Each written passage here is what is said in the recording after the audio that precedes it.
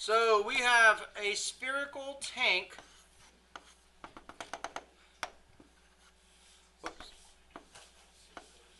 contains this many gallons of water. So volume is this. At time is 0.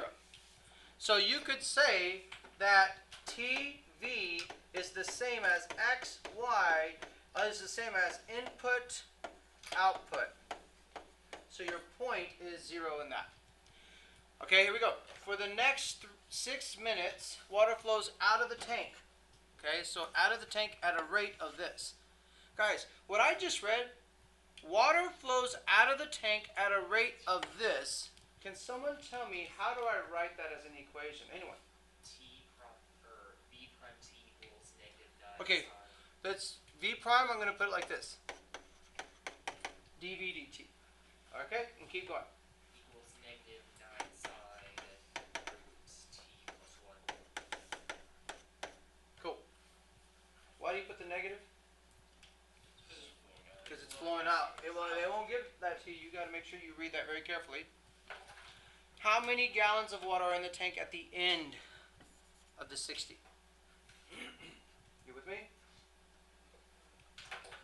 So, if it is doing this, go with me?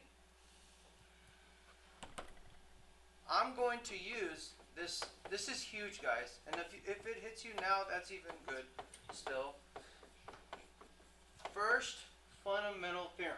Actually, is more of a and when you finally get it, it's a good rewarding than second fundamental theorem is. Second fundamental theorem is easier.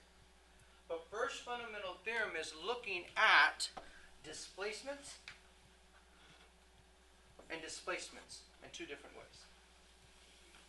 You with me? Now look. What is 0? A or B? A. What is 6?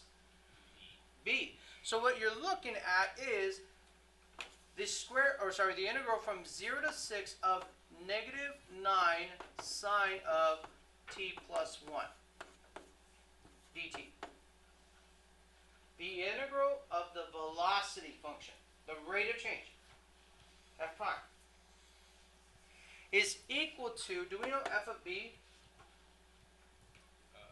Yeah. No. So we're looking for f of 6.